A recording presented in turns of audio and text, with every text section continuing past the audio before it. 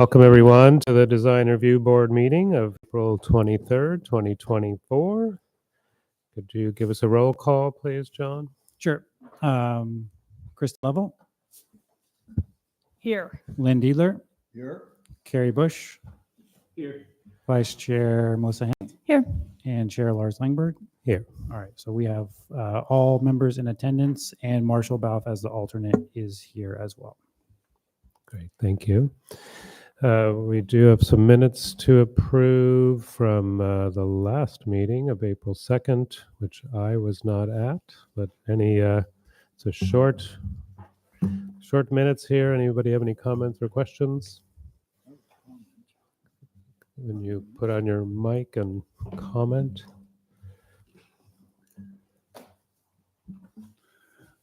It seemed like the minutes were terribly brief, and it hardly gave an inkling of what happened at the meeting. Is there a way you can give summaries in those minutes so that it gives a little bit of, who presented and more or less what they said? So I can address that. Hi. The minutes are much briefer. The city council approved a couple of months ago is moving to what is called action minutes, which is the brief format that you see before me. Part of that is a cost saving measure, given the amount of staff time it takes to do more detailed minutes. In lieu of the more detailed minutes that we used to do, we are going to be retaining the videos for the meetings for, I believe, instead of 2 years, I think they moved it up to 5 years. And those are accessible on the website. SOA, if someone does want the detail of what happened in the meeting, they can go watch the video. But what is in the minutes now is what council has approved, and that is what is required for minutes. I know the Public Art Committee and the Climate Action Committee have been on action minutes for years, just due to staff time, and they actually take their own minutes. But for this board, we do take your minutes, but they are moving to the action minutes, which is the format you see. Make sense? It seemed like it'd be hardly worth any minutes, actually, when there's just about nothing on it to say that the meeting's been postponed. And okay, but we spent an hour and a half talking. Well, so there is a record of it, is what we just heard. So it seems like to me it's at least it's on the agenda. We of the committee of the board can be reminded, oh, there's something at that meeting that was important to bring back up or to address. It certainly puts more work back on us if we want to go watch a video or something, but it seems understandable why it's happening. Correct. And so what is required under the Brown Act for minutes is to record some of the stuff that you probably never even noticed on the minutes, like when the agenda is posted, the attendance, so the roll call of both committee members or board members as well as staff, and any votes, motions and votes that were taken at the meeting and when the meeting was adjourned. That is technically under the Brown Act what we're considering action minutes, but that is the definition of action minutes is recording the actual actions of a board or committee or council, and not the discussion components of it. And that is what required for the Brown Act. So we do need to have those. We did, even though the item was postponed, the meeting was commenced and adjourned. And so we do need, under the Brown Act, to have that record. Carrie, is there another place where action items for applicants is recorded? I mean, we gave some very specific direction to the applicant during that meeting to be included in the revision. And some of these projects go on, like the one we're hearing tonight, for years, and boards change, and it would be very helpful to have those reference what was directed, what was Agreed. We are not doing those in the minutes. Again, those would be in the videos. And I know as staff, we generally take notes. They might be our own chicken scratches, and review that with applicants after the fact or as they're, and I believe this was in reference to the 845 Gravenstein project. Right. Yeah. Yeah, and so I know John has had several conversations with Lisa, the architect, already on that. And obviously, if an applicant goes away for years and years, that can be a little bit problematic. In this case, I believe they'll be coming back next month. And so one of the things that would be included in a staff report in that case is not in the minutes that you are looking at here, but in the staff report for that meeting, John will sort of outline, as bullets, here's the items that the DRB wanted the applicant to review. Here's how the applicant addressed them. And so that would be more inherent in a staff report than in the meeting minutes. I think that's great. That works. All right. Thank you for all that. Hearing that, would anybody like to do a motion about these minutes? Who was at the meeting? I'll move to approve. Okay, we have a motion to approve from Melissa. Do I have a second? I second. All right. Can we call a vote on that? Or should I just call the vote? All those in favor, please say aye. Raise your hand. Aye. All right. The motion passes. Thank you. Okay. And Lars, your vote for the record? I was absent from the meeting. So You're okay, so you're abstaining. Okay, thank you. Abstaining, yeah. Just so Susie will get that into the next set of minutes because that is an action of the board. Right. Okay, thank you. Okay, so moving on, do we have any comments from the public on items not on the agenda today? So not for our canopy housing, but for anything else? Please come up to the podium.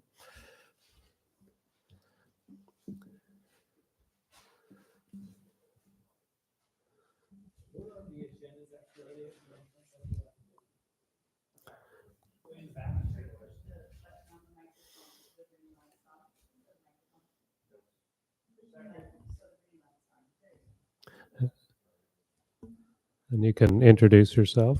Hi, Lars. Hi, Jacob. I'm Jacob.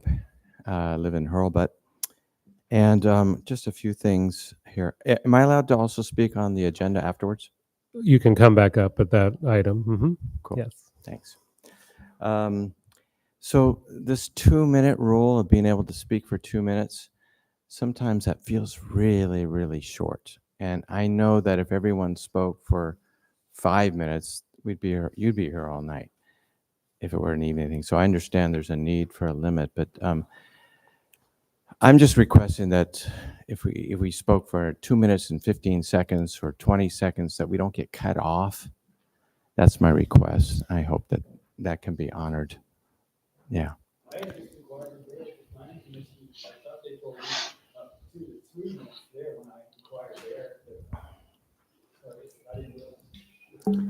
Yeah, it's 2 minutes, but in my experience, it's not at 2 minutes you completely shut up. If you're in the middle of a sentence, we let you finish, but that's the guide. We're trying to stick to that so that it doesn't.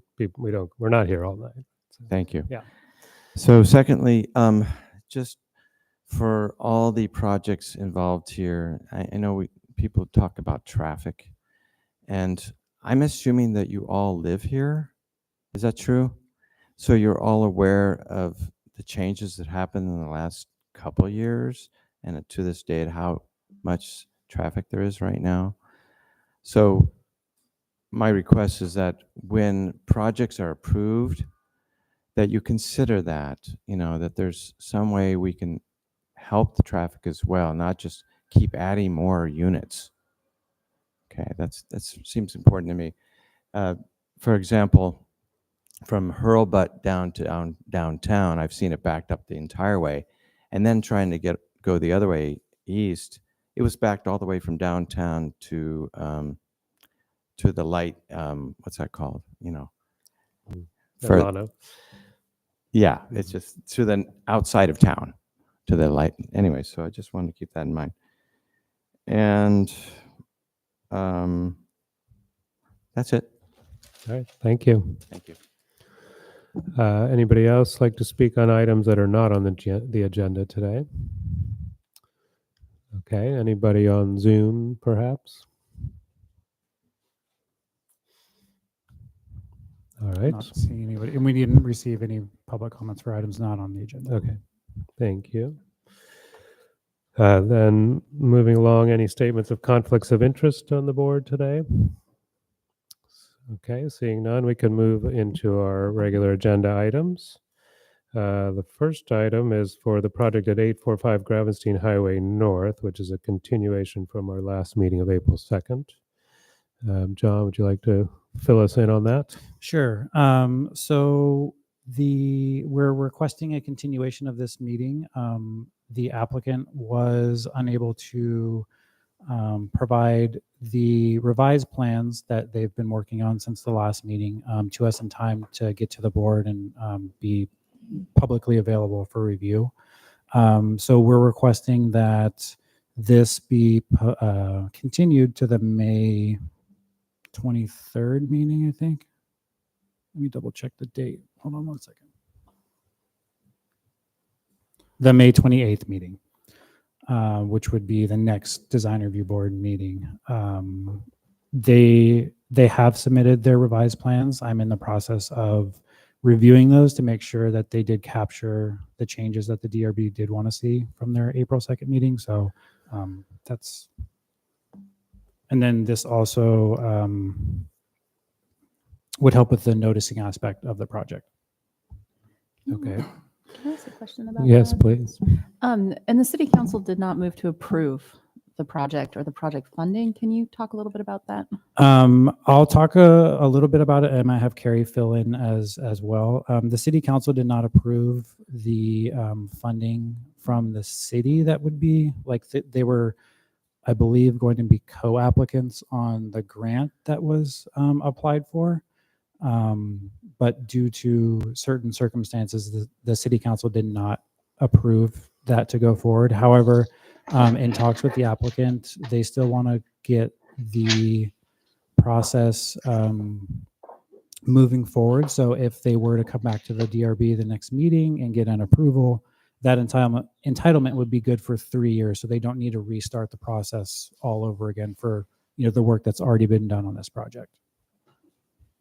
Does that remove the sort of, there was an end of year pressure to break ground. Does that remove that pressure from the project?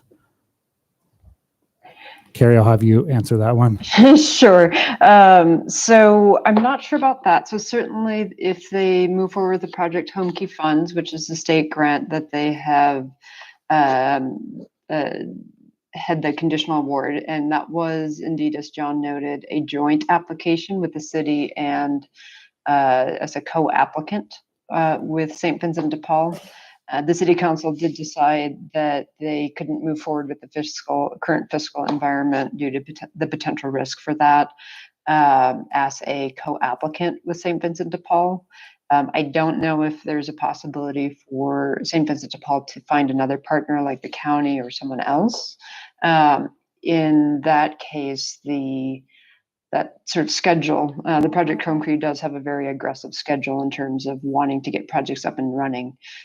Most of the Project Home Key funding has gone in the past and continues to go to hotels for conversion, which is a quicker process, obviously, than a new build for the most part. So they do have pretty stringent timeline metrics to meet. I don't know, and I'm sure by the time it comes back to you in May, there'll be more information from St. Vincent de Paul and Jack Tibbet, hopefully, on where they're at with that. They did, yes, as John noted, they want to move forward with design review so that they have the approval for that should they either move forward with the Project Home Key funding in a different guise, or if they pursue other funding. As you may know, there is a Bay Area housing bond that ABEG is putting on the ballot.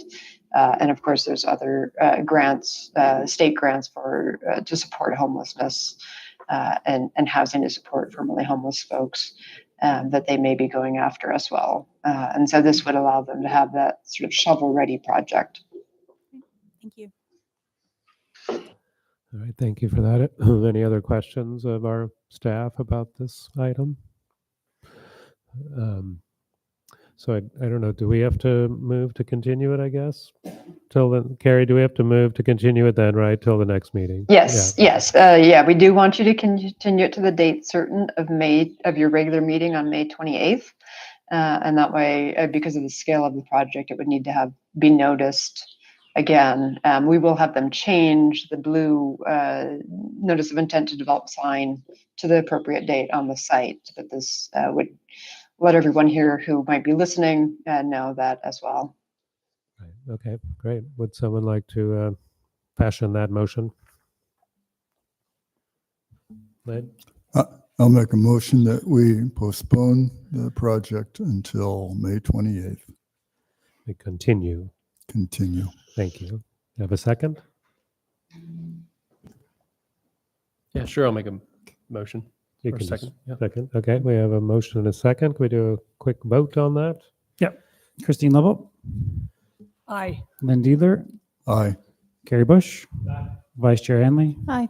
and Chair Lingberg. Aye. All right, so that motion passes 5-0. All right. Thank you. And so we'll move on to our other agenda item, which is a project at 1009, 1011 Gravenstein Highway North, the Canopy Project. John, please, would you give us a staff report on that? So this is a design review and tree removal permit application from Samantha Hauser for the construction of 80 solar all-electric 3-story townhome condominiums with the potential for up to 16 accessory dwelling units on 2 vacant parcels at 1009, 1011 Gravenstein Highway North. The permit also includes tree removals, which include the removal of 43 on-site trees, 29 of them being protected native trees, including oaks, firs, and redwoods. An environmental impact report was developed for this project and was reviewed by both the Planning Commission and City Council and certified by the City Council at their April 2nd, 2024 meeting. Staff has analyzed this project on the design guidelines of Sebastopol and has found the project consistent with them and is noted in the staff report. As part of the discussion at the City Council meeting of April 2nd, the applicant agreed to move a building from the Hurlbut side of the site to the Mill Station side of the site.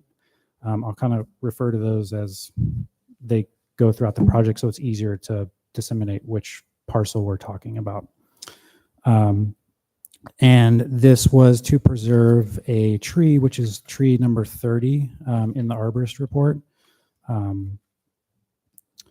In the revised plans, they have also added a safety vestibule option, but this could result in the removal of a tree in that area. There is a tree suggested in the revised plans that are part of the staff report and has been verified by the consulting arborist as a tree that is less desirable and in poor condition. So staff is recommending the board consider the vestibule option or move forward with the current plan that is just a safety gate or a gate that closes off the pedestrian access to Hurlbut.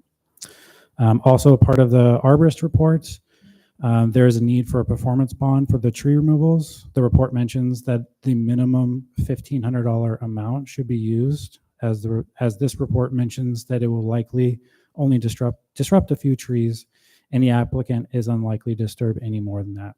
However, the board does have the authority to reduce the amount of the bond or substitute any other security per section 8.12050, section D of the Sebastopol Municipal Code. Staff recommends that the board consider this and either enforce the bond fee or waive the bond based on the additional monitoring requirements of the EIR that was done for this project. The applicant is here as well. She'll be giving more of a presentation about the design and aspects of the project. So I'll conclude my staff report there and answer any questions that the board may have. Great. Thank you, John. Any questions for staff from the board?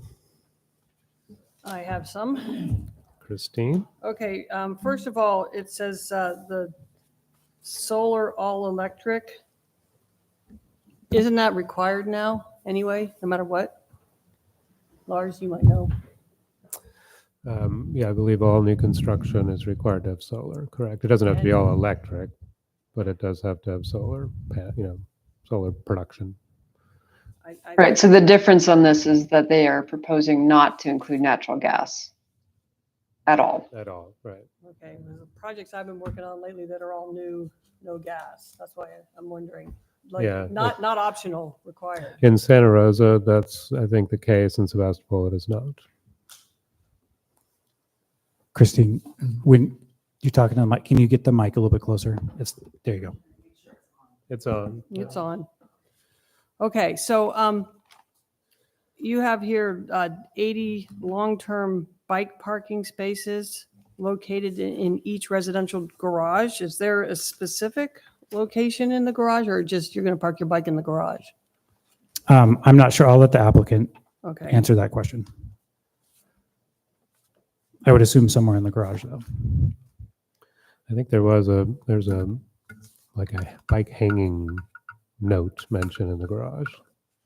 I'm pretty sure I saw that, but we can ask the applicant. Okay. I think this is a correct question for staff. So regarding the trees, I have this map with the numbers, but it's unreadable. Is this what, like, tree number 30? Yeah, so tree number 30, let me see if I Well, can rather pull it than up. to answer that specific, It's my, on- my question is this all that we have? Just this unreadable page? No, there should be also a tree inventory list as well. Right, but as to the location, I see the tree inventory list. Correct? Yeah, Yeah. I assume that it references trees numbered on this correct. page, but this page is not readable. It's the point that I'm making. Okay. It's too small.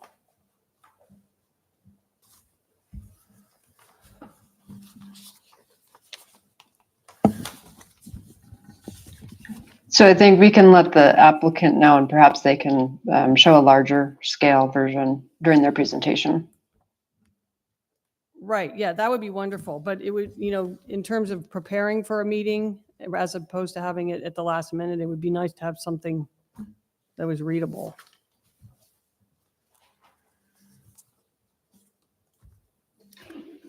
Okay, and actually, John, our city arborist, is on, Ben Anderson from Urban Forestry Associate is on Zoom, and Zuzi, if you can unmute him, he has something to add. Hi, can everyone hear me? Yeah, I just wanted to add that was part of my review of the application, is that we do need a better map, and things just need to be updated in general. I've got most of the diameters are from 4 or 5 years ago, and the trees have grown since then. And yeah, the map there's a few different maps that show tree locations with tree numbers on them, and they're not terribly consistent and not complete. So all that, I think, part of my review was all that needs to be updated. And so for your review today, there are certainly a number of trees that are being proposed for removal for the development. And you could certainly move forward with those in terms of your review. We do, I believe John did, and John can chime in as well. John did include, and Ben included a condition of approval to do an updated map to ensure that there aren't any further trees that would need to be included. If something went from 9.5 inches to 10.5 inches, it's now a protected tree and requires a permit. Anything under a 10-inch diameter doesn't require a tree permit or the tree replacement as part of our tree ordinance. But if there is something that went from not being protected as an ordinance tree to being protected, then they would need to return for further review on that. And that, I believe Ben and John, that requirement is prior to issuance of a building or grading permit. Correct.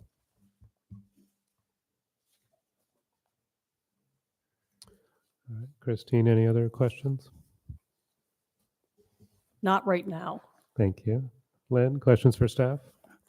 Yeah, Could you review the scope of the items that we can address on this project in some detail, and particularly the locations of the buildings, the height of the buildings, the number of buildings, and why are we confined to make decisions on or not make decisions on something that we normally would? Sure. So the purview of the DRB's decision today is the landscape, the tree removals, the design of the overall building, the density and building height, are land use policies that the Planning Commission and City Council act on. So those types of things are outside of the purview of the Design Review Board. So we're looking at colors, materials, landscape palettes, types of plant material, where they're located, if there is a tree on site that could potentially be saved or removed or mitigated. That's the purview for the Design Review Board. So I don't know if there's, Carrie, if there's anything else that I missed on there. Yeah, and so this is a project, a housing project, which is subject to state law for that. And it also included a tentative subdivision map. And so the tentative subdivision map includes the general location of the density, so the number of units, and then there was also and the general location of them on the site, as well as the road and access easement through the site. That's all part of the tentative map that was reviewed by both Planning Commission and City Council and approved by City Council recently. The height of the building was approved through a density bonus, which is a application that both the city and state law have for projects that include affordable units. And this does have a 15% of the units will be deed restricted as affordable, so it qualifies for that. That said, issues related to the height of the buildings, because I know we have received a number of comments about that. The DRB does and should review things like where windows are, screening between properties. And I know there's a number of trees that were initially as part of the design review of the Riley project, which was going to have a much larger building, and phase 2 that was never built was required to plant a bunch of screening trees along the north and northeast property lines, and I believe the south as well. But issues of, the articulation of the buildings, given the height, roof pitch, where windows are, if they're clear stories or not, in terms of screening between buildings and other properties. Those are all part of the design review's purview. Changing and removing the height and saying that it can't be that tall is not because of the density bonus application that was approved, and that for the height that was approved by council. Now I have a question for Carrie. Could I ask a Oh, yeah. further question?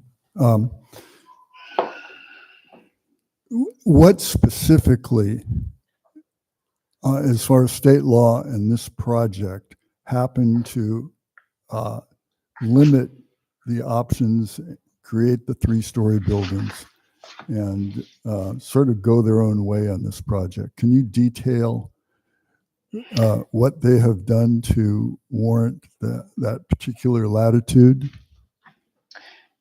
Sure. So there are two things, and I will say this applicant has, this is a similar size in terms of number of unit project as the Woodmark project, which I know many on the DRB are familiar with.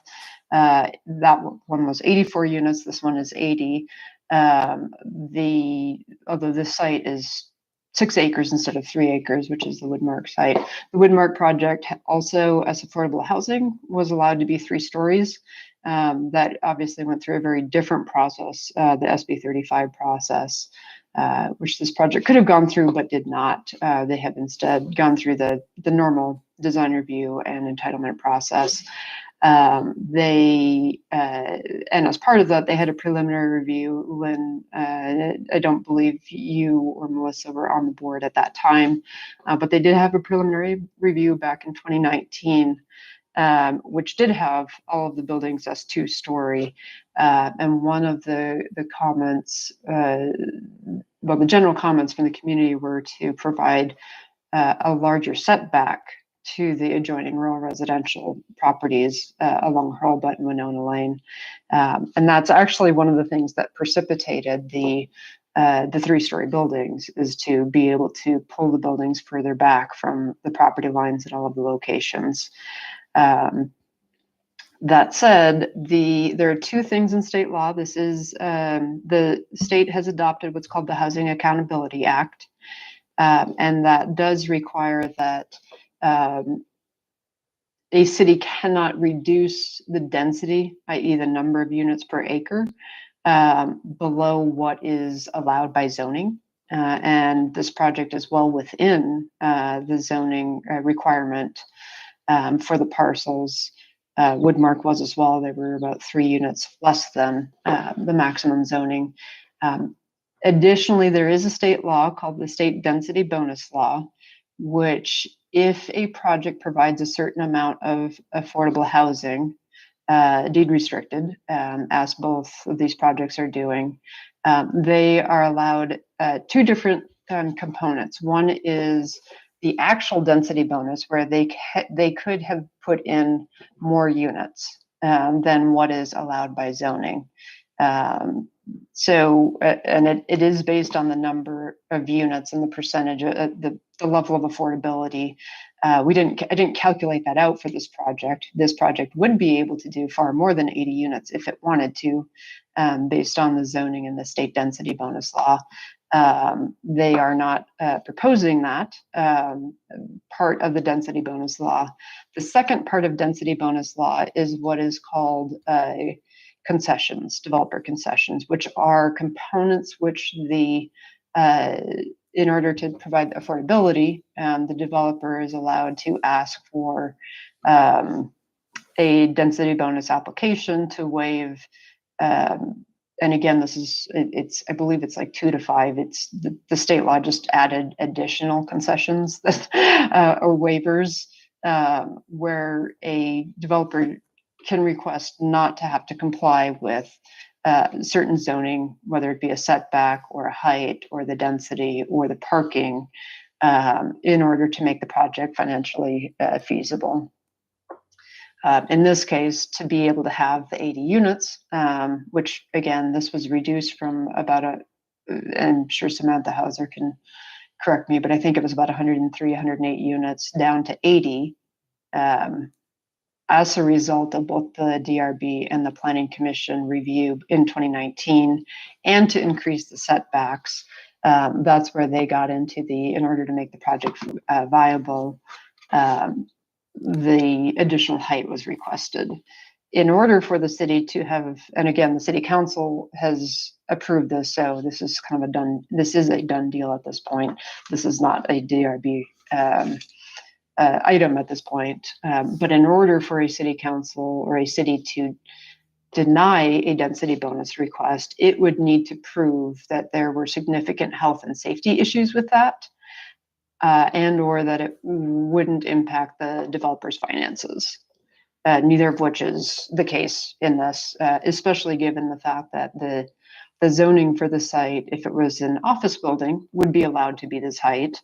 The fact that the original O'Reilly proposal that was approved for this is actually taller than what is being proposed. And if it was 100% affordable, it would automatically be allowed to be 40 feet and 3 stories at the site. So you can't really do a finding of a significant health and safety risk if it's inherent in a number of the zoning aspects that you allow for that particular site. And additionally, obviously, if you went to 2 stories, you'd have to reduce the density, and that would certainly, the number of units, and that would certainly have financial viability issues. In conversations with the developer, they have already reduced by over 20 units, and to the point where this is the minimum they can do to make the project viable.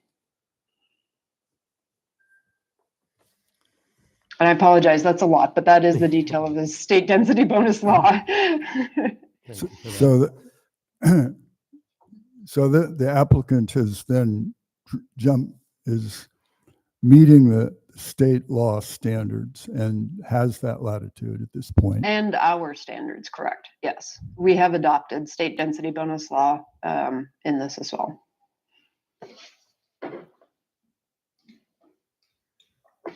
Christine? Carrie, for the purposes of this project, what does affordable mean specifically?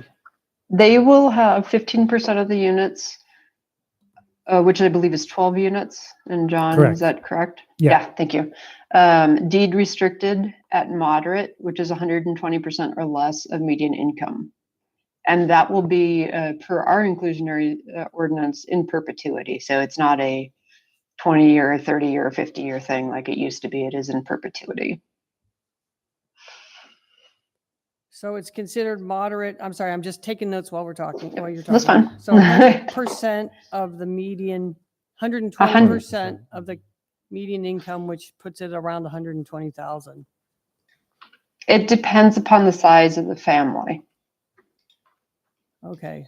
So the way that is calculated for a purchase is it depends upon the size of the family. So if you have a 1-person or 2-person family, then it's a certain amount of, it's based on income and the number of kids you have. So Well, that's the more kids you curious to have, me the higher because that is. So somebody it's a little bit. could originally purchase the house or the unit, wouldn't call it a Mm. house, the unit with 2 people in the family, and it's deed restricted, but then a buyer could come along later with 4 people in the family and the house or the unit could sell for more. I mean, it's dependent on the buyer. No, I didn't think so. If it's deed restricted, it has to stay at that value. It doesn't just suddenly go to market Right. value or whatever. Correct. Yes. But it doesn't fluctuate between number. No. So you sound like you know the answers to these questions. Okay. I'll ask you later. Okay. Thanks, Carrie. Any questions for staff, Carrie or Melissa? So I think we should be really clear to people on the phone, people in the room. We cannot make these buildings shorter. That's right. That's not part of what we are discussing or ruling on today. Okay. Any other questions for staff from the board? Seeing none, we could have a presentation from our applicant. Thank you.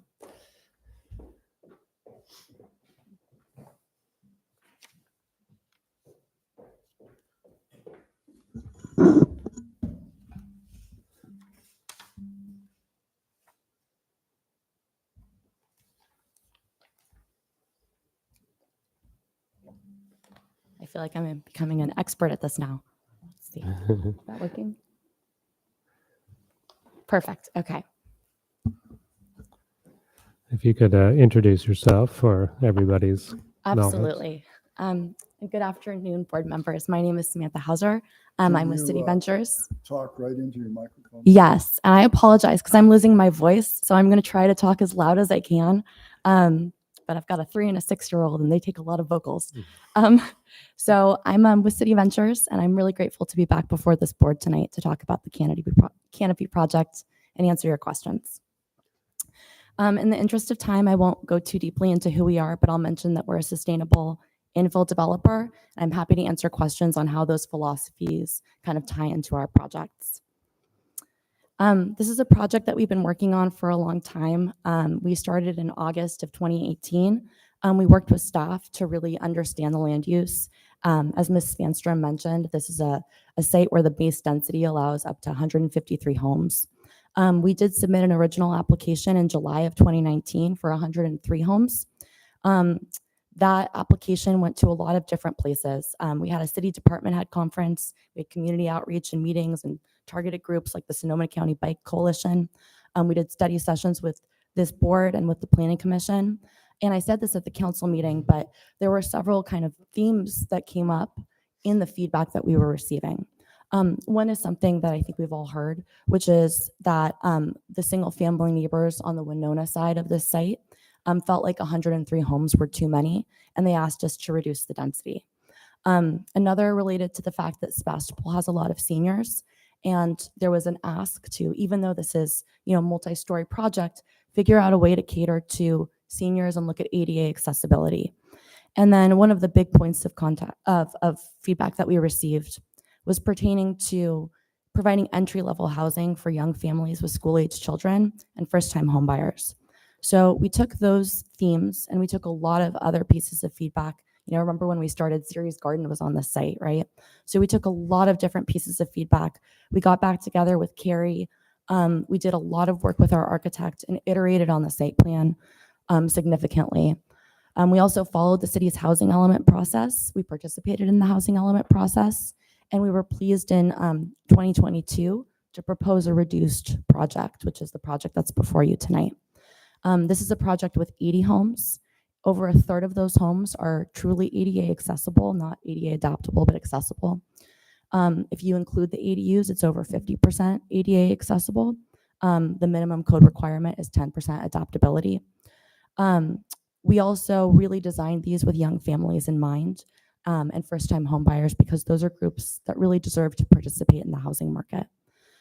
We are so grateful for all the work that staff has done over the 6 years that we've been working on this. And we were really grateful to the Planning Commission and the City Council for their approval this month and last month. And we're also really grateful to the members of the public who have commented and continued to comment, because there have been like 6 public meetings on this, including the EIR scoping sessions. And even if we all have different visions of what this should be, it takes a lot of time and dedication to keep showing up. And so I really appreciate that. The site itself is not really visible on the Highway 116 side, but there are a couple of places where the trees kind of part, and there's not as dense right-of-way trees, which you can see in image B on the bottom. And then also between the O'Reilly buildings and image C, you can see that there's a gap between those buildings. So I wanted to highlight where you'd really be seeing that project from 116. In image A on the top left, that's kind of what the site looks like now. You'll see the more recent paint scheme that O'Reilly has done a couple of years ago. And this is a historic agricultural site that since the 40s was used for agricultural farming and apples. In the 90s, when O'Reilly processed phases 1 through 5 of their office and storage and warehouse project, this site became mostly underutilized. So we were really excited to be part of a site that's on the housing element. We worked really closely with staff on the site itself. We really wanted to orient buildings so that they sided on property lines. The original 103 unit application had homes that were fronting on the property lines and onto Hurlbut. And so that was a piece of feedback that we received, and we spent a lot of time kind of rotating things. We also, despite reducing the amount of homes here, we broke the homes into more buildings. We added buildings because we wanted to break up the massing to create more light and air, and also more opportunities for open space. And then we moved the homes inward from the property lines that abutted residential, so moving everything in closer to O'Reilly. And that kind of led to the advent of a lot of usable open space here. So this is a site that allows for 40% lot coverage. And that's kind of where we started back in 2019. The lot coverage in the proposed project is at 26%. The open space requirement here is 4,000 square feet, which is only 50 square feet a home. We're at 124,000 square feet, almost 2.9 acres of ground floor usable open space, both common and private. And that does not include an additional 100 to 200 square feet of second floor deck and balcony private open space that's also on these homes. Being that there was a lot of discussion about how important the trees were and how beautiful these trees really have become over the 30 years that a lot of the redwoods have been here, and longer for a lot of the oak trees, we wanted to design the project around the trees as amenities. So that was kind of the genesis of the name Canopy.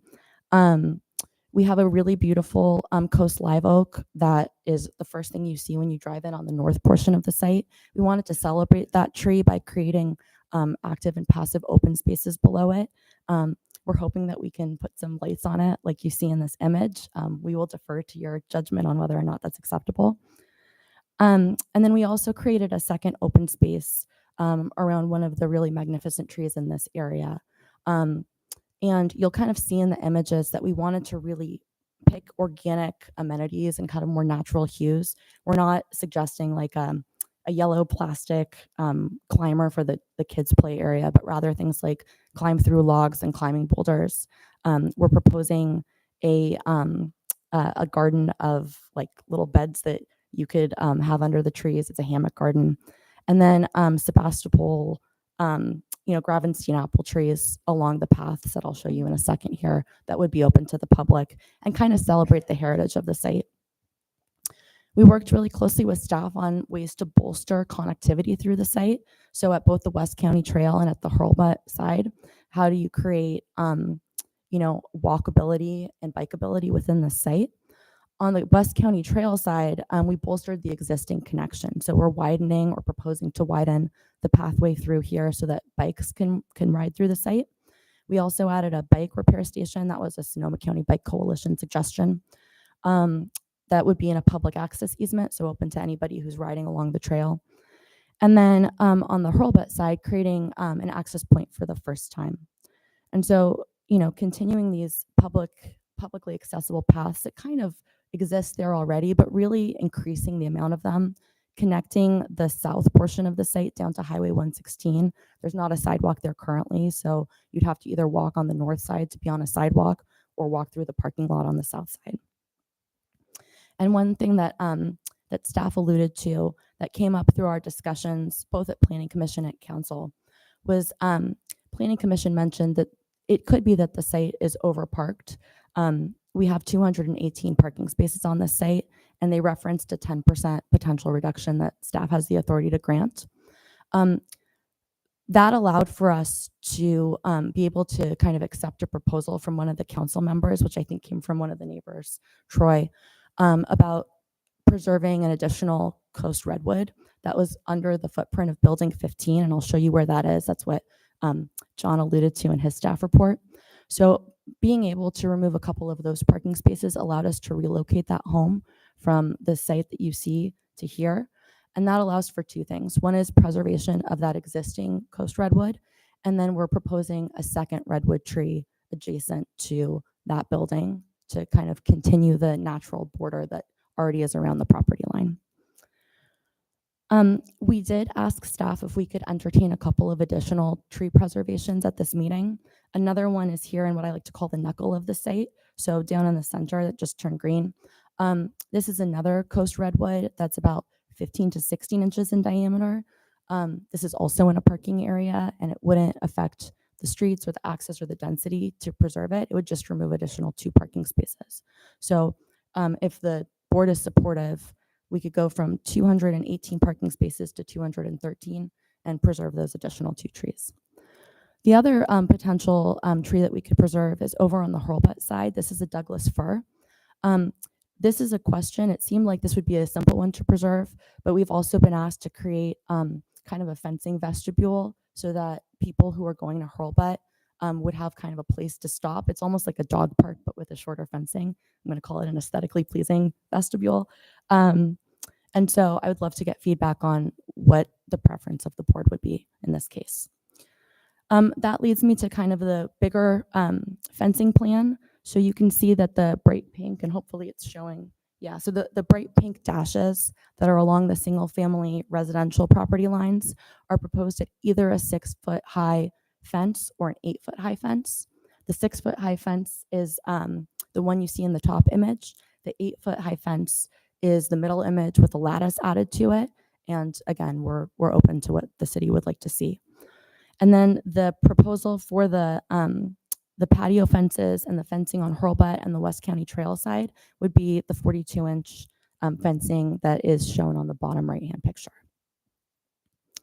And that brings me to the architecture images. We do have our architect here, our landscape architect, our arborist. So I'll go through some basics, but any sort of technical questions, I'll probably defer to them. But our goal here was to complement the O'Reilly architecture and not to copy it.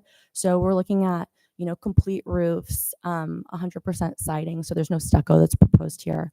Comp shingle roofs with solar panels, having wood accents. We wanted to do kind of traditional kind of gables and warm style architecture, but more muted hues, so that the thing that really sings here is the landscaping. The idea is that this stuff kind of fades into the background, and the trees and the new amenities are what you see at the site. I'll also just speak really briefly to one thing that we did with the windows. By siding all of the buildings along the property lines, it gave us the opportunity to raise up the windows on the third floor of the ends of the building. So for each elevation on the third floor, we've made the windows clear story level so that light could come in, but people could not see out. And then, I'll just highlight a couple of things on, I'm freezing up here, the unit plans. So let me make sure I didn't skip a slide. Okay.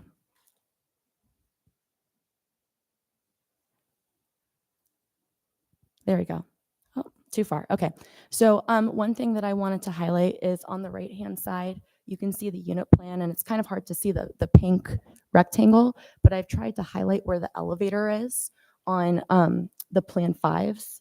This is a personal elevator that is within each home, and it provides an ADA accessible home. We also have a ground floor ADU in the Plan 6 that's proposed. And this is internal to the home. It's not an accessory structure. They're about 350 square feet. And that is part of the ground floor on the Plan 6 type, which is also an ADA accessible ADU within an ADA accessible townhome. And then the last thing I wanted to highlight is in the Plan 1s, which you see on a lot of the end units, those have doors that side on the side of the building, so that as you're driving through streets on the site, you're not just looking at sides of homes, you're looking at front doors. And the hope is that by looking at fronts of buildings and then sides of buildings with front doors on the street, that we create a very walkably vibrant streetscape, even within these private streets on the site. So with that being said, I'll just end with the landscaping. Again, we wanted to create a lot of active and passive open spaces for different age groups. One of the things that I'm personally very excited for is the bird and bee and pollinator garden with the fog collectors. My understanding is Sebastopol does get a certain amount of coastal fog. We had an example of this outside today. So with that, I'm just so grateful for your time and the consideration, and we're here to answer questions, and thank you.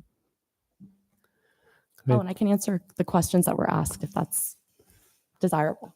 Yeah, if you can stay there, and Sure. we'll throw some questions at you, but thank you very much for your presentation. Any questions for our applicant? Carrie, would you like to start? Yeah, just on I guess on a few notes regarding the parking stalls. There were 218 proposed, and you're looking for a reduction. Is that at the max, at 218, the max? Or So minimum? my understanding is there's a 10% possible reduction. Mhm. So that's 28 parking stalls, Mhm. and we would look to remove 5 of those, Yeah, okay. and both for the preservation of trees. Okay. And then in addition to, has there been a traffic study, any kind of connection from the west residents to make a general crosswalk connection from the west side of Graff Highway to the site? Yes, so part of the EIR studied this, and there was a full traffic study Yeah. done, and I'll let John expand if I'm missing anything. Mhm. But one of the required mitigations is there is Caltrans and the charter school are in the process of putting in one of those pedestrian push buttons crossings, and we have to provide a new path of travel to get residents from the site Mhm. and members of the public, since we're opening it to the public, Right. from our site to that crosswalk. Okay. Okay, great. Thanks. We'll do it for now. Melissa? There's for sure. Yeah. So after we hear from our applicant and ask them questions, then it's time for public comment. Yeah. Melissa, any questions for the applicant? Yeah, great presentation. Thank you. I'd love to hear a little bit about the ongoing management plan for the site. I see the reference to the Gravenstein apple orchard of the trees where people can pick apples. Be careful what you ask for. What's the plan to keep all of this wonderful landscaping looking great 5 years from now? Absolutely. This is a great question. So this is a project that is for sale. It's 100% for sale, except the ADUs obviously are a rental component. But there is an HOA that's planned for this. And any public amenity would be maintained by the private homeowners association and not the public. This is something that we've done on a lot of our projects. I just did a project in Nevada. It was a joint public-private partnership where we did homes and a public park. And there was a community garden in the public park. And so even though the park is public, it was public through, similar to this, public access easements. The HOA owned the underlying property and are required to maintain it to city standards. And within the CCNRs, the city had a right to require more maintenance if it wasn't up to snuff. And we can do that here. If, Public Works or whoever the, Parks Department or planning says those apple trees look like they need replacement or there's not, like something is wrong, we can give them a mechanism in the CCNRs to enforce that. I think that would be great. Can we make that a condition of approval, John, or is that something that handles on your end? Sure. Yeah, we can add it when we get to that Terrific. section. On the materials board later in the packet, there's a reference to a green siding, but I don't see that in any of the renderings. Is that just omitted? Sure. Let me toggle back to it, or actually see if I can. This is a very large file, and it's been slowly. It's very comprehensive. I Thank applaud you. you. Thank you. Page A28. Yes. Yes. So this was something that we were looking at and kind of throwing out there as an option. I actually like the idea of incorporating a green door. We are not stuck on any of the colors. We're open to what the board would like to see. But what we kind of originally contemplated changed a little bit when O'Reilly repainted their buildings. And so that's why you kind of see the white and the charcoal as what's been proposed in the renderings. Okay. And I'm seeing is it 2 or 3 door colors? It looks like a red, a blue, and maybe a gray. Yes, right now it's Okay. 3. Okay. And what we'll do is we'll provide a professional colorist package as part of the construction documents for planning to review for consistency. And if you would like to see different colors or doors done differently, we will factor that in. Great. And then the vestibule access to Hurlbut, is that intended to be egress only? Is that So the idea here was more, and this was a staff idea that we had kind of asked at every phase of like planning commission, would you like to see this? Council, would you like to see this? And the public also weighed in. So the idea is more about allowing people from the county side to walk through our site to 116 or to walk through our site to the West County Trail, to make it more open and inclusive. I don't really think that there is a reason for people to be leaving the site unless they're going back to their homes in the county. Yeah. I mean, I could see some security issues having folks just wandering through the back of your site. I mean, you don't have on-site security, nor should you have to. I mean, it's a pretty porous site as is. And some of my questions are going to be about fencing, at least for the rest of the board. That's something I'd be curious to hear from the public about, just how porous the site is, fence heights, and then the idea of the 6-foot to the 8-foot fence. I would love to hear some feedback from neighbors, what they think about that. Did you get any feedback from the Sebastopol PD about just defensible space, access to the rear of the site? I know that they reviewed it, but we didn't really get conditions from them, and they Okay. didn't seem to have concerns as long as we meet the lighting requirements for the site. Okay. There is a public access easement that's shown on the vesting tentative map that we, Got we have opened the pathways, like we have said. The Yeah. Gravenstein apple trees will be public. The bike repair station will be public.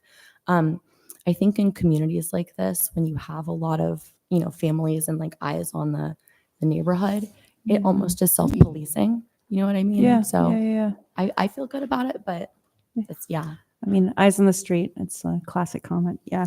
Okay. Thank you. Thanks, Melissa. Marshall, do you have any questions for our applicant? No. Going to this side, Len, any questions? Thank you. Is there any fence, or how does this project connect on Hurlbut? Yes. So I'll just go back to the fencing plan. The idea was that, let's see. There we go. Oh, yes, there we go. So the idea is that the fencing along Hurlbut is a 42-inch high wood fence that looks similar to what you see on the bottom right-hand photograph.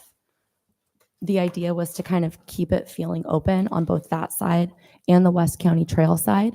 The height of the fence on the West County Trail side, I believe, came from the Regional Parks District. Correct.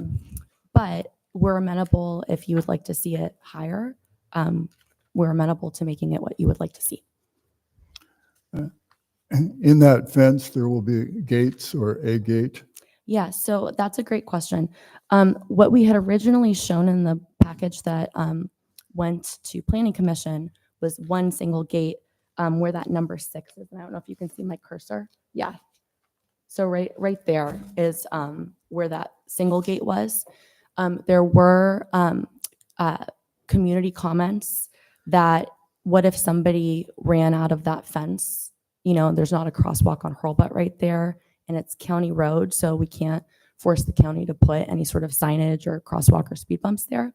And so the solution that staff asked us to look at was creating a second level of fencing for this kind of vestibule that we're looking at. Can you explain that again? The Yes. second level of fencing? Sorry, second level of fencing is not the right way to describe it. It's like when you have a dog park and you open one gate and you have to close that gate before you open the second gate. The idea is it's a place that I would imagine children mostly, like if you're walking with your children and they're running ahead of you and you say, stop at the gate, you want them to stop at the gate. You don't want them to stop, open the gate and like step out. And my children are the ones that would step out. So I'm pro vestibule personally. But Sounds a little hard on bicyclists. I leave it to the discretion of the board to how you want to see it. Mhm. Any other questions, Lynn, for the applicant?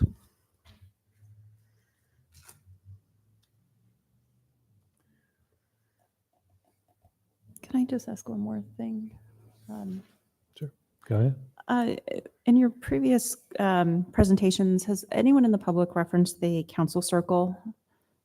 That's a great question. I don't think we've had anyone discuss the council circle. Okay. Which is in that corner we're looking at there. right? Exactly. Yeah, it's Yeah. pretty close to the neighboring house, and I could see that. I mean, your kids might go running. My family might have too many cocktails late at night out there. I could see that maybe being a bit of a noise issue for the adjacent neighbors. Okay.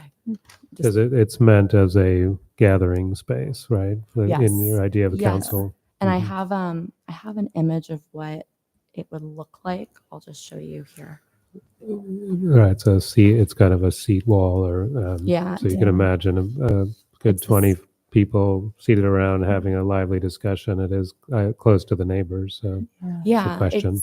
It's the bottom right hand image, and Trevor Rathbone, our landscape architect, is on the phone. And Trevor, I don't know if you had an amount of people that this would probably be sitting at the size it's shown, but if maybe you could provide that. Yeah, good afternoon, board members. Trevor Rathbone with C2 Collaborative. We're a landscape architecture firm that's worked with City Ventures for a number of years. The council ring idea is something that Jens Jensen, a famous American landscape architect, kind of brought into his designs 100 years ago, and we see it as art in the land.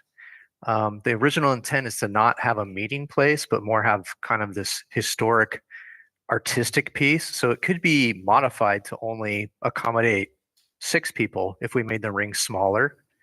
But we wanted to bring in some nice materials and have a stopping point along this experience through what we're trying to create is kind of an urban forest, if you will. All right, thank you. Thanks. Christine, do you have any questions for our applicant? Yes, I do. And also I would like to, I think this is reasonable, reserve the right to continue to ask for questions as our discussion progresses. We usually Yeah, allow that yeah, right, to some yeah. degree. I'm sure that's going to come. Yeah. Because there's a lot here. Sure, yeah. So generally, First of all, I was just jotting down some things as you were speaking. And so the first thing you said is that you're a sustainable developer. What does that mean? Sure. And so there are kind of the more traditional things you think about when you think of sustainability that we kind of do by rote. So the solar all electric, there's no gas, there's not really a reliance on the grid. We have a monolithic array and we really crank up the size of it as much as we can. And then EV charging, Nest thermostats, Energy Star appliances, all the typical things that you would expect. And then we also do kind of the less traditional things that are really site specific, and some of them are not as site specific. So for example, designing with greener concrete mixes that use less clinker. How do you increase slag and fly ash? Those are things that we do, especially in our landscape concrete, to reduce emissions. Here we have the fog collectors. I'm working with researchers in UC Santa Cruz when I wear my other hat as a Pacifica Planning Commissioner on integrating this in Pacifica, which is Fog City, and in Daly City. And it's something that is like a natural way of collecting water from the air. I mean, the original fog collector is a tree, obviously, especially the redwood trees that you have here. But doing this in a way where the water can just drip down, sheet flow into the pollinator garden, and you really don't have to provide as much water. So doing things like that. This site doesn't have the soils for it, but doing things like 100% infiltration-based stormwater treatment as LAD, right? We have a project in Santa Rosa that does have sandy soils, and not a single, gallon of stormwater is going to go back into the public system. Again, this is a site that has clay soils, so we can't make it happen. But, it's those non-traditional things and the sustainable site planning and John Meserve, our arborist, is here. This is the only project that I've ever done where our arborist has attended every single entitlement design level meeting, because each of these trees needed a spot elevation and had individual considerations about how much dirt could be put on the root system, whether any dirt could be excavated. I think the answer was no in all cases.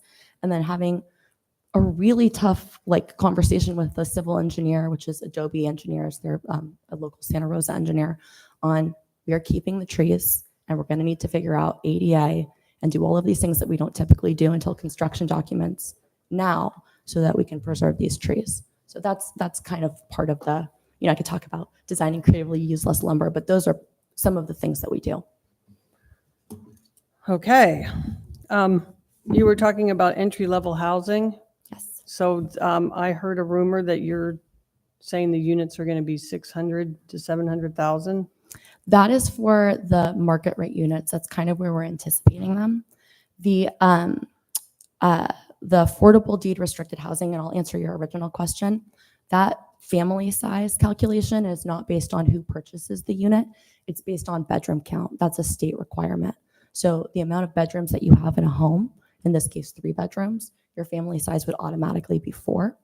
And that's, kind of where that calculation comes from. In addition, you have the ADUs, which I really love to integrate into projects like this because they create an inherently affordable housing for a smaller family size and combine rental with for sale housing. So the ADUs, okay, first of all, this 15% affordable number, Yes, that seems to be a magical number. So that must be a state mandate, that is what your city code requires. and I think it's pretty common. It depends on the jurisdiction. Yeah. Some jurisdictions have 20, some jurisdictions have 10. It really depends on the jurisdiction. And then the income limit is also very particular to the city. Well, I think the income limit is a county mandate. But the 15% affordable, are the ADUs included in that number? No, the ADUs, so the deed restricted housing are the for sale homes, and those are 3-bedroom homes. The ADU is not considered a deed restricted home, nor does it have its own legal description. It's just something that the homeowner that buys the property can rent out if they want. Exactly, and that helps offset some of their mortgage costs. Okay, and I think I heard you say, I could have been incorrect, that your company, City Ventures, participated in the Sebastopol's housing element? Yes, we attended all of the meetings and we provided public comment at the right opportunity. So we were very much paying attention, but we didn't drive the process. We weren't invited to a round table. We came the same way that Burbank Housing and Generation H came to the meetings. Interesting. So you were saying that the windows on the back side were clear story at the upper level? On the sides of units. So I mean, if those are bedrooms, what? Yes. Here you go. So on the sides of the buildings, these windows here that you're seeing are high windows. You have windows on, because these are only, corner units, right? So you have windows on the front of the elevations and on the rear of the elevations that are not clear story level. Okay. Okay, and then I had a couple questions on your drawings that you provided. Sure. And the bicycle parking, I just remembered your question. The bicycle parking is a formal wall-mounted bicycle parking space in each garage that's provided. Okay, yeah. When we get into discussion, I'm going to talk about those garage sizes and whether or not you can even park in them. But I have just a couple questions on these. This A12. So one of the things that's interesting to me about this presentation is that these buildings are all presented as if they're in the middle of fields or something. But actually, that's not really a realistic presentation of what this development's going to look like. So I took the A12 sheet and I just picked the buildings, I'm going to say over by the school, and I just started putting them in there. I mean, it's a much different look for the subdivision if you actually put the buildings in. Now, there's really not a scale or anything, so I had to make my own scale on the sheet of paper and kind of try to fit them in as best I could. But I mean, I'm curious as to why you didn't show the other buildings. Sure. And to give a realistic perspective of what this is really going to look like. Sure. Okay, so let me start with A4. So A4 is kind of a false view because it's like taken from Highway 116, but as if there are no trees that exist. But it's really so that you can see from the Highway 116 side what the proposed buildings look like next to the auxiliary O'Reilly building. This is the one that has the loading docks on the side. So this is kind of the 116 view. We also did a rendering from the Hurlbut side. And so this is with the trees overlaying kind of what you see from Hurlbut. And again, there's not a sidewalk on Hurlbut, but we added the people to provide a sense of scale. And then we did this was a question that came up a lot at the Planning Commission hearing because there were questions about the setbacks and, are there a lot of trees and how does this look?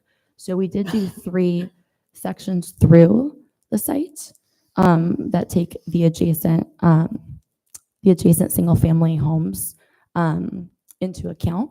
So for example, you can see the section on the key site plan below. This is taken through the street. Here is the building that's proposed with the project. Here are the trees that are in existence currently. This also includes proposed trees. And then here's that fence. This is shown as the 6-foot height. And then here are the single family homes adjacent. We have 3 of these. The dashed in building is what was approved with the O'Reilly office building when that was approved. So you'll see the dashes on all of these, but that does not pertain to the project that's proposed. Can I ask quickly, are Sure. the proposed buildings actually coplanar in the same topographic elevation as the adjacent homes? They're lower, aren't they? Yeah, and that's a great point. Actually, they're higher. In most locations, especially on this parcel here that we're looking at, or that we were looking at now, the topography goes up the hill. So there is, you can kind of see it better on the fencing plan.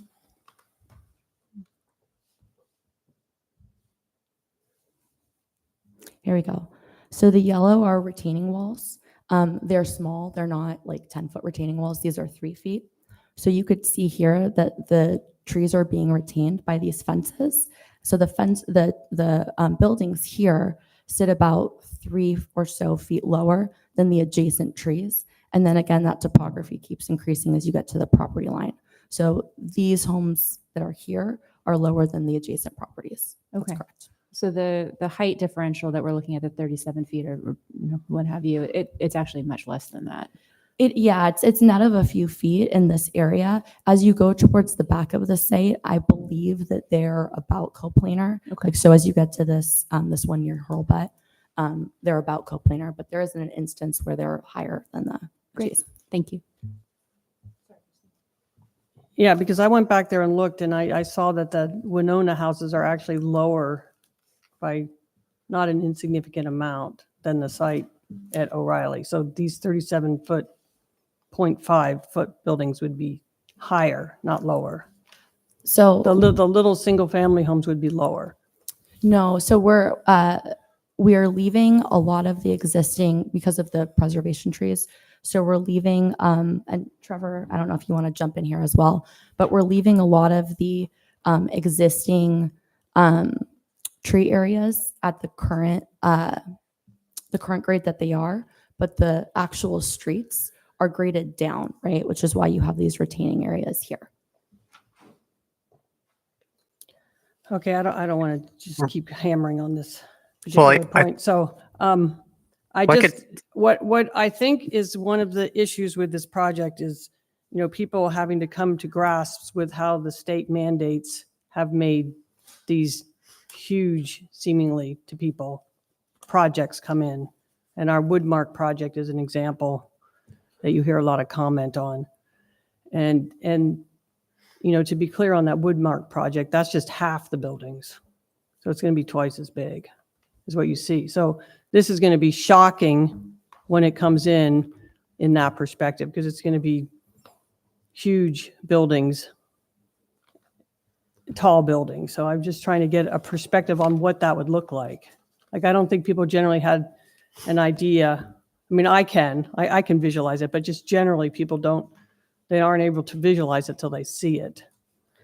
Well, so just to interject on that note, I mean, whether people can envision that or we can, they are what they are, and we have to just talk about what they will look like in the materials. Yeah, and that's the what I'm colors doing. and I'm such. talking about what they will look like. I'm saying more specifically.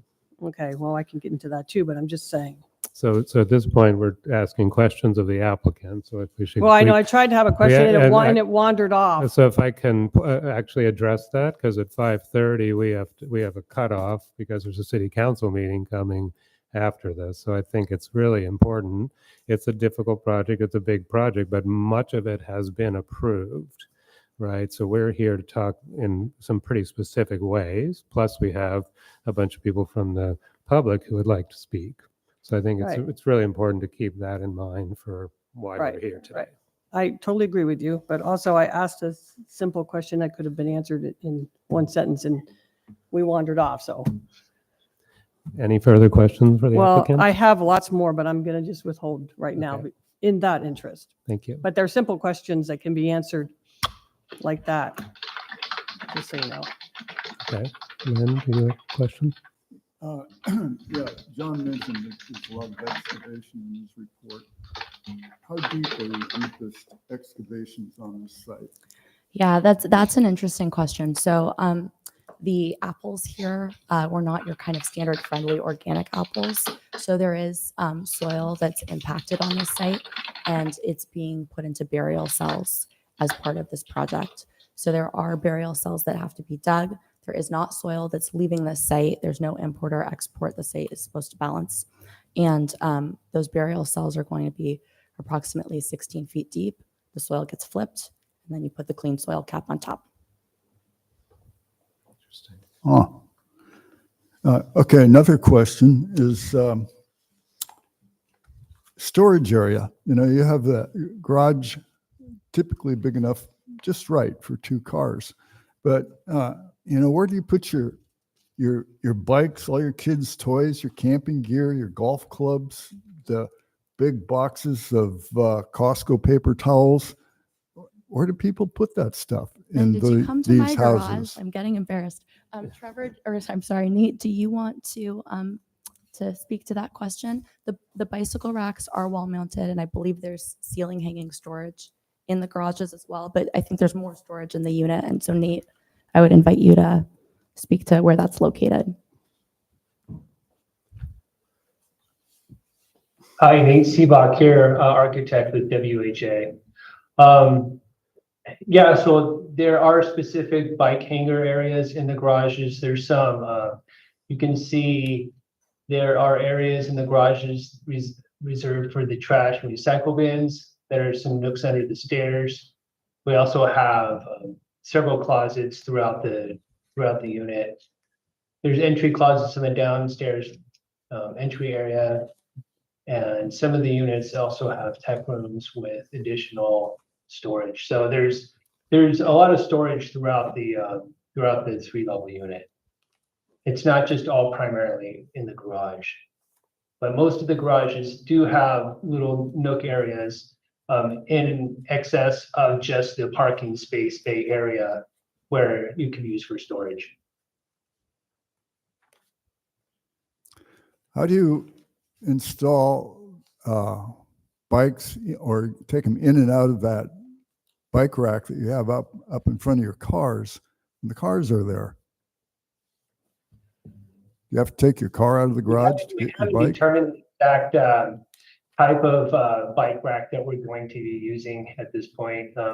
You can do horizontal bike racks where the bikes actually mount horizontally against the wall. There's vertical bike racks we could do, and you could also actually put some out by the door jambs of the garage door jamb that's vertical, that is clear of the door when it opens and clear of the cars as well. So there's a lot of different areas. We'll just be opportunistic when we get into the framing and we figure out which bike rack would be applicable for which garage. Okay. Where does garbage go? Yeah, so Nate made reference to this. There are alcoves for garbage cans. The size comes from your trash hauler. They have standards for what that needs to be. It may also come from your municipal code. I'm not sure if that's the case. And so the idea is that this project has individualized trash like a single family home. There's no trash enclosure that's proposed for the project. Is there site compost? Because I'm only seeing trash and recycle noted on the plans. We will make sure that there's site compost. And when garbage trucks are coming, where do the garbage containers go? And are you talking about the standard containers that, one for trash and the other for compostable material? Yes. Are they going to fit in the garage too? Yes. So the 3 standard bins will fit in the garage. And then this is something that's also governed by the CCNRs. I'm happy to take a condition of approval, but we do this on all of our townhome projects. So the trash bins go on the aprons the night before trash collection, and then they have to be brought back into garages by a certain time of day that's governed in the CCNRs, so that you're not sitting out there with like 60 trash cans that you're driving next to as you're driving into your home. Has this worked in other places before? Like, it seems Yes. like, how does the garbage truck get into some of these narrow places and then turn around? Yes. So in every jurisdiction we've worked in, except for one, the fire truck standards are much larger than the garbage truck standards. So all of these roads meet fire code appendix D, which are like 26 foot wide, or they're less than 150 feet and 24 foot wide. And so that is the right size for all of the garbage haulers that we've worked with, except in one jurisdiction where the swing arm of the truck was larger than the fire, and we designed around the garbage trucks. Which So jurisdiction? South San Francisco. Always. Okay. All for now. Good, okay. Carrie? Good. Are these slab on grade foundations? These, yeah, so Yeah. they're post tension Mhm. slab on grade. Okay, and they're step footings as well. I believe we have some. seeing the step finished floor footings elevations on the, vary quite a yeah, bit. exactly. I Mhm. believe we have step footings between homes. I don't think we have step foundations between the living space and the garages, Mhm. but we have done that before as well. And as we get into final grading plans, that may be necessary. Got it, thanks. How about general utilities, like main sewer, water, all that? Is that up the road, or how's that working? Yes, so this, the connections for this site were already designed Mhm. through O'Reilly, like there's already stubs for all of this stuff.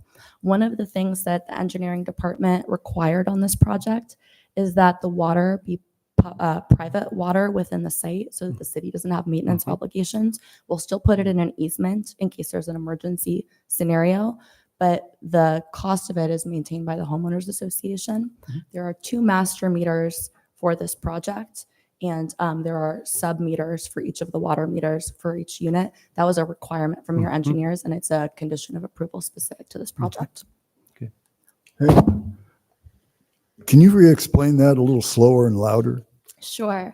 And again, I'm sorry, my voice is like really starting to go here. So engineering required a master meter on the north side of the site and a master meter on the south side of the site, so that I think when, you know, they came to service the meter, that public meter is right on the property line at the front of the site, on the west part of the site for both the north and the south. Each unit has its own sub meter that's, you know, read remotely essentially, and each homeowner pays for their exact water usage. So it's not like, you know, the HOA gets a bill and then everyone splits it equally. If you use a lot of water, you're going to pay for a lot of water, and hopefully you use a little bit of water. And where are the water meters, electric meters? No gas, so. Yes. Okay, so the electric meters, especially on the interior homes. yes. So these are airspace condominiums. And so things are in cabinets on the end of buildings. And that's for both things like fire riser for fire sprinkler and for the electric meters. So there's a utility cabinet that's shown interstitial to each building. It is one per building. It is not in each unit. Okay. You said these are airspace condominiums? Correct. They're not townhouses. They are, yes, they are townhome style condominiums. They are not owned fee simple. So condominium describes the ownership, and that allows us to do a lot of really great things with the utilities, as well as do a monolithic array. So you'll see that the tentative map that was approved is for condos. Are all of these serviced by mini splits for AC? Yes, all of them are serviced by AC. And but specifically mini split systems? That is above my technical pay grade. Nate, can you comment on that? I don't know if you could hear the question. Yeah, we haven't determined whether or not it'll be mini split or a traditional FAU, but they will be all electric. So there will be an outdoor condenser and an indoor FAU. Most likely it will not be a mini splits because those typically aren't conducive to a large unit. Those are typically conducive to a small unit with just a couple rooms. Yeah, I mean, maybe I'm misreading your the vesting maps, or maybe these are just out of date, but they reference AC at all the units, and we'd want to know how we were concealing all of those processing pieces of equipment. Yeah, I believe so. I believe they're going behind fencing in the patio areas. Okay. And there's also specific noise requirements in the EIR that require an additional acoustic layer around it as well. Great. And then there's just one more question about the materiality and the buildings. There's sort of a belly band around the exterior at the ground level, and that material is not referenced. Can you tell me what that is? Yeah, Nate, I'm gonna defer to you on that one. So the material is all fiber cement. So we have lap siding fiber cement, and then the smoother area would be smooth panel fiber cement. It looks like you've got an alternate finish for that. Is that intentional? And what page are you referring to on that? I'm looking at A28. It's on the color elevations, Nate.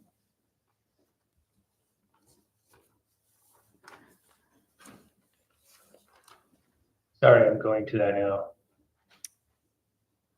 Looks like your renderings have it as well on mostly the entry facades, rear patios.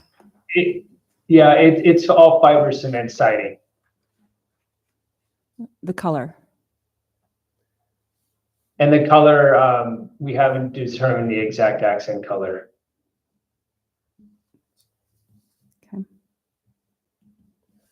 Can I just ask about that? So the color we're seeing here is it's as it says, conceptual, and you want feedback from us about the colors, correct? Yes, Okay. please. I just had one utility question while we were on that. So it seems like at the end of many of these roads, there's a transformer called out, and that's just going to be the beautiful axis at the end of the road you get to look at, or So we will absolutely screen transformers. We typically like to do it with planting material, but if there's not room to do that, we'll make sure that it's covered with some sort of lattice. But I'm going to try to do planting material, and Trevor already has that on his list. okay, great. All right. Christine, did you have some more questions at this point for our applicant? Well, going back to A28, we've got this guardrail. So will you be providing specific details for us to look at regarding these guardrails? So this is a rather elaborate, expensive guardrail here. I don't imagine you're doing this, what you have shown here. We are planning to do the wood accenting. Trevor, I don't know if you, or sorry, Nate, I don't know if you have any additional items to add. No, we don't have any specific details, but it'll be similar to what you see in the image. And as Samantha mentioned, it will be a natural wood accent. What kind of wood? Typically, we do something where everything on the building matches everything on the ground. I would anticipate cedar, but I'm going to, again, defer to both Trevor and Nate because that will be coordinated with them.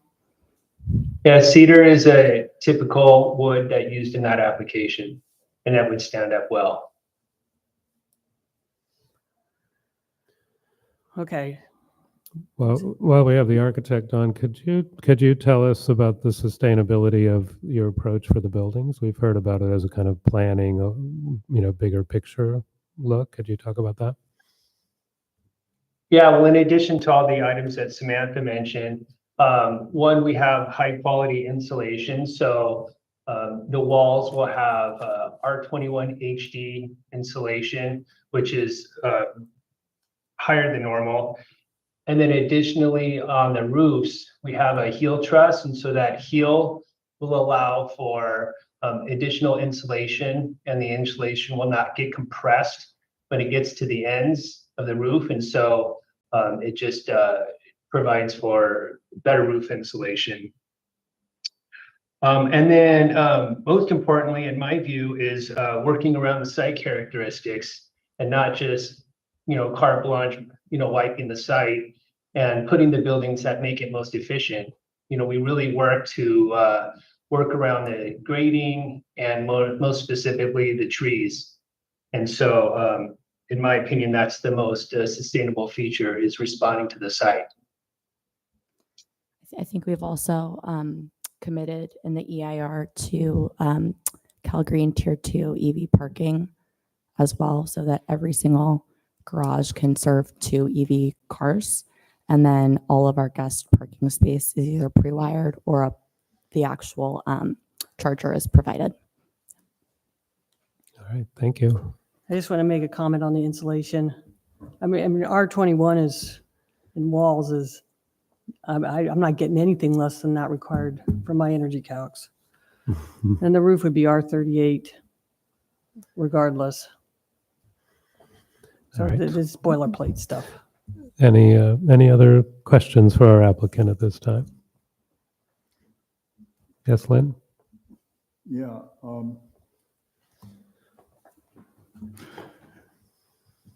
Do you see any latitude for making changes, let's say, to save a special tree, to make it less boxy, to perhaps lose a unit or two beyond what you've already lost?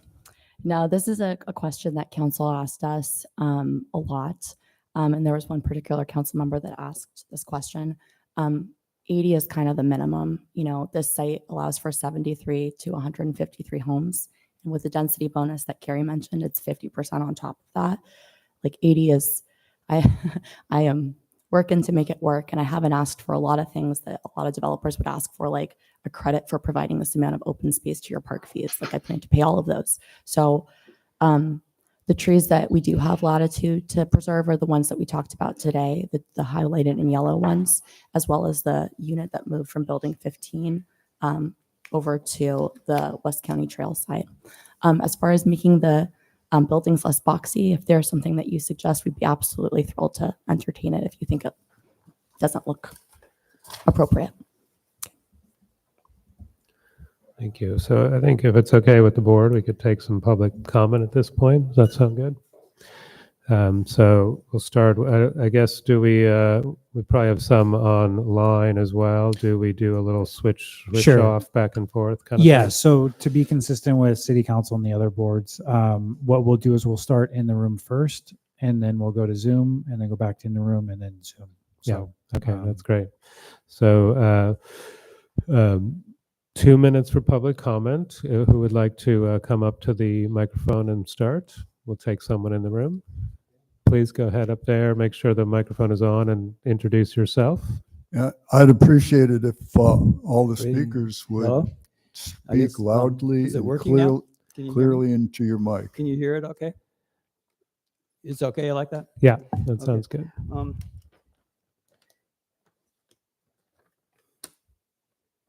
A major cause of development is property tax. Property tax has become ridiculous for anyone who has had to buy a house within the last 20 years. Even worse, around 2012, Governor Jerry Brown began a 10-year phase out of a major portion of Williamson Act protected properties under 40 acres. It is long overdue to make today's exorbitant property taxes income proportional. Just like income tax, how else can anyone ever retire? Question mark. Most government programs are directly proportional to overpopulation, increasing demand for facilities. Besides this, a major portion goes to schools. All overdeveloped countries have massive subsidized parenting programs. Schools are largely just a cover-up for free daycare. Also, blind modernization, indoctrination as a part of the arms race. Any biologist should know you do not subsidize parenting in a dominating species.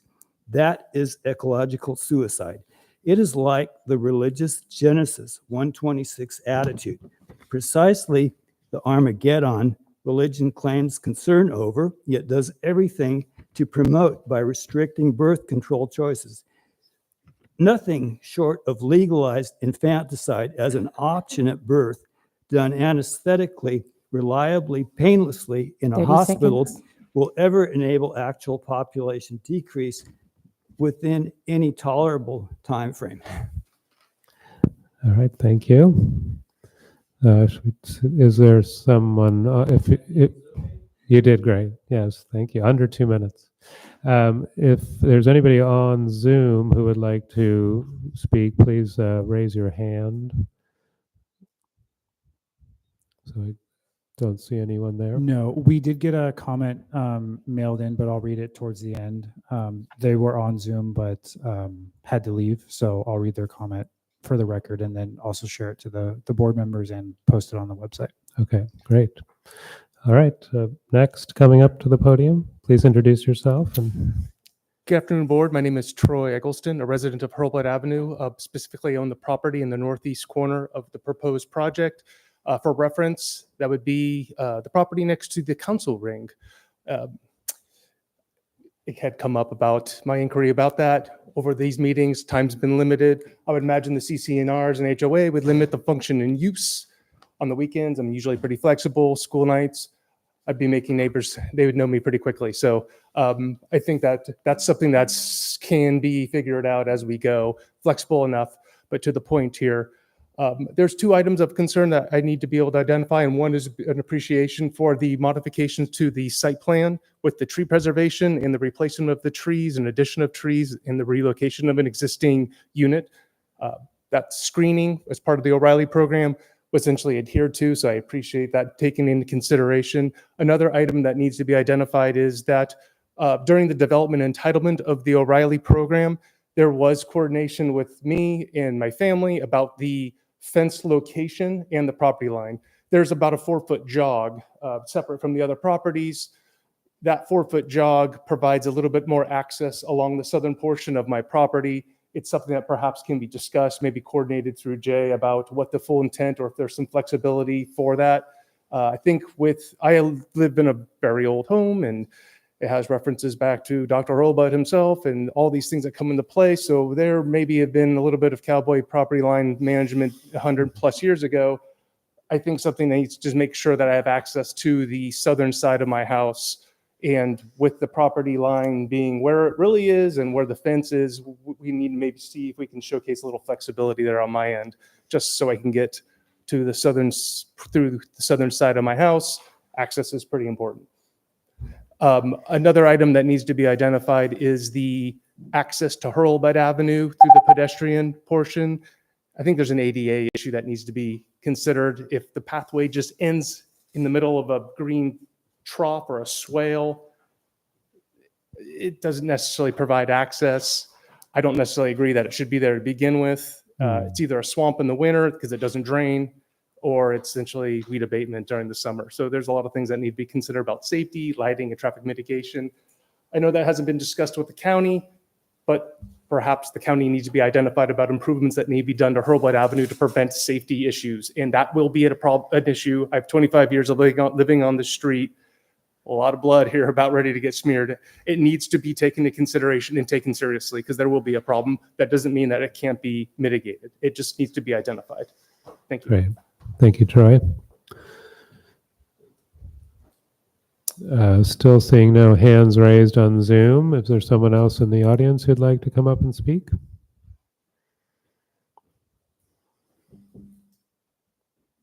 Again. Jacob Harris. You mentioned that there's no possibility of reducing the height even in some of the units. I don't understand why that is. The state law SB 330 allows for a design change. If you maintain the amount of density or even add to it, you can change the height of certain buildings. So what we're concerned about on Hurlbut is none of the neighbors are okay with 3-story buildings adjacent to their house. We're mostly a 1-story neighborhood. We would accept 2 stories in the Hurlbut and Monona areas, allowing for taller buildings in the rest of the plan. That should fit with the state law, and also the developer should be able to make enough income. And that, I know that was your concern, is that they would make enough. We don't want canopy as currently designed, given the height, not just because of the height though, but because canopy was approved, and I know I'm going to stir something up here that I think is really important.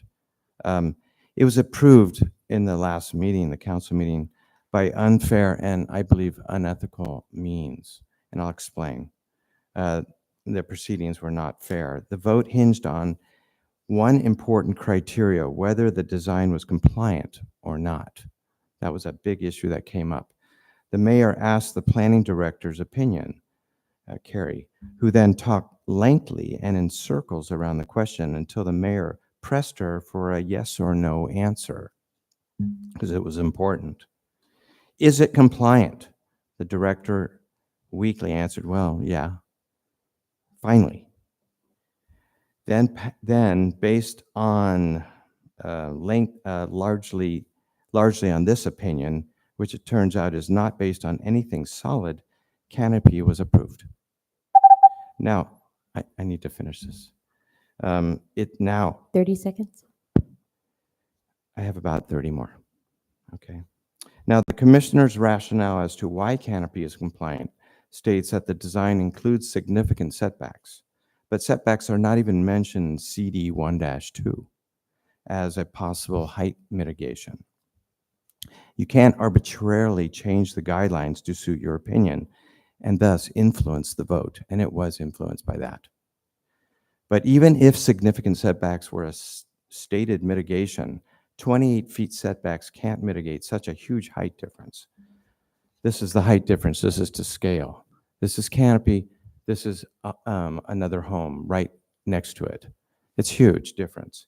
28 feet won't do anything to mitigate that. There are 2 issues of non-compliance here.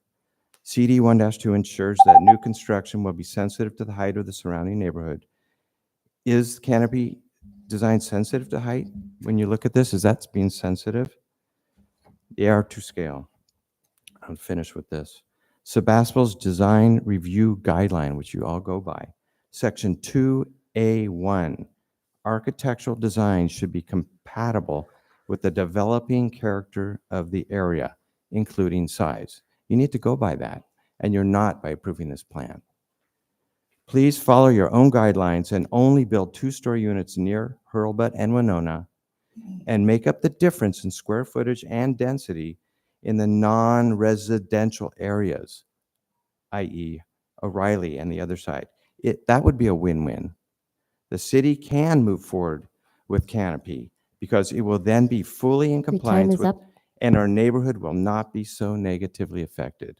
Please consider what I'm saying seriously. This is important. That vote was not okay, in my opinion. Thank you, Jacob. Anyone else in the audience who'd like to come up and speak? Oh, that's. And sure, there's someone on Zoom. Yeah, I just saw that. Yeah, let's move to Zoom. We have a Generation Housing person who'd like to speak.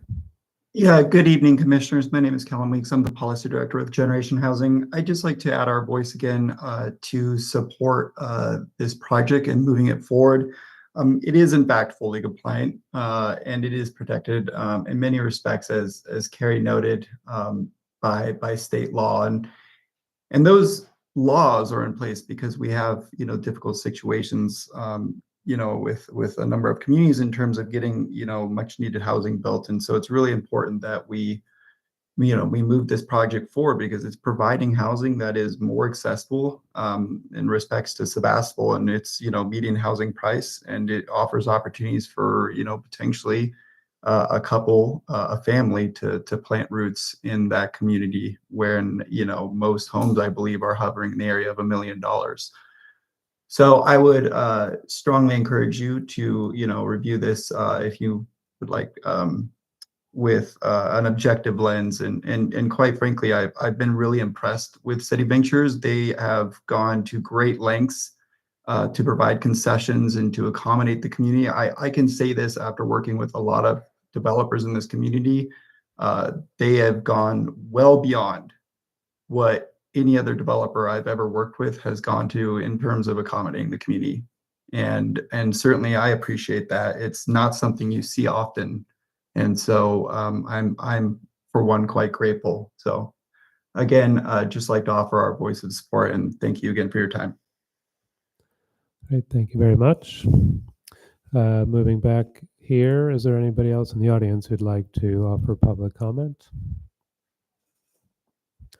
Okay, seeing none and seeing no hands on Zoom, we'll close public comment.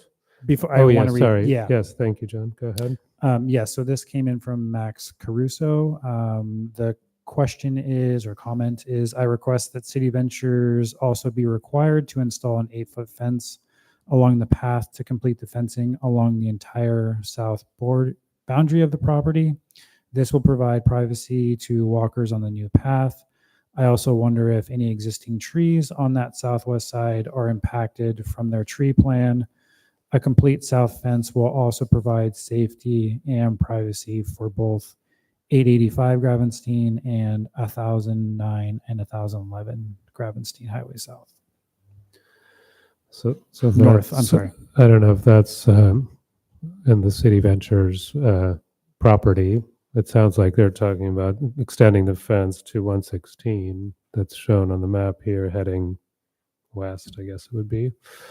But we'll take that comment for public take that comment for the record. Okay, seeing no other public comment, we can bring it back to the board for discussion, but it's 5:20. So do we really have a 5:30 cutoff, or can we get started and see what happens, or what? I'll ask Carrie, but I wouldn't say anything over 5:40 is basically if we can get anything done before 5:30, that would be great. I don't want to discuss for a long time, but Yeah, I do think, given the time, we have gotten through a significant portion of the board's initial questions. I would say continue and the public comments, so we wouldn't need to do that again at a next meeting. I did want to check in, and it sounded like the applicant was okay with it being at the next DRB meeting, but I did also want to check with the board with any thoughts on that. It might be best to wait with deliberations and ask any additional questions if the board has additional questions at this time. That's probably something you could get through by 5:30, and then rather than starting deliberations and having about 5 or 10 minutes for that, you may want to, the board could just discuss and see whether they want to just continue with the discussions at a different time entirely. Okay, well, I don't know, from my opinion as a chair, we've had a lot of time for questions already, as well as time to Okay. review the project. So I think we should move into deliberations. Whether we have enough time to come to some conclusion is hard to say. But if it were up to me, I think we could start and see where it goes, and maybe we'll, reach a consensus or a decision very quickly. Who knows? And it is up to you since you're the chair. Great. Let's start our deliberations then. So Marshall, you haven't been part of this. Do you have any comments you'd like to make, or do you want to pass? Okay, great. Thank you. Carrie, would you like to go ahead? And I'm glad we're kind of having a chance to deliberate. Some degree, we've had a lot to dissolve. I'll keep it short, but essentially, I remember seeing this proposed as Gravenstein Village. That was in 2019. I wrote a lot of notes back in 2019. I see a lot of the comments that were provided not only by the public, but also what the board has given as direction. And I don't need to go through each one, but in a general tone, you've fulfilled all of them. And so the essential issue is that from 103 units down to 80 units, having 6 meetings for community outreach, seeing there's a market that's changed in that amount of time is quite impressive. So I'll just sort of keep it, I think, generally at that. There is a lot more to sort of talk about from the more specifics that I think the board might want to see, but overall, that would be my tone. So I'll keep it that. All right. Thank you for that. Melissa, would you like to go next? Yeah. First of all, I'd like to say I'm in strong support of this project. I think it's been very thoughtfully put together. I think it's a super comprehensive package. You've preempted a lot of our questions, though not all of them apparently.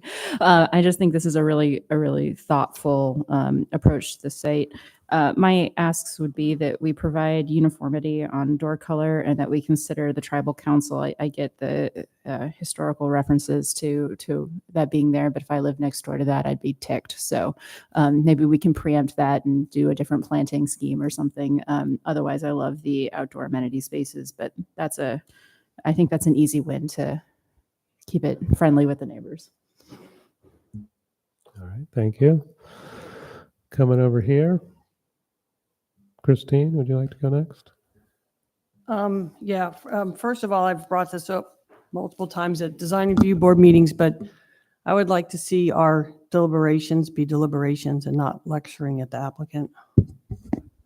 Okay, so I'm concerned that I didn't really get to ask a lot of my questions because it went off on a tangent.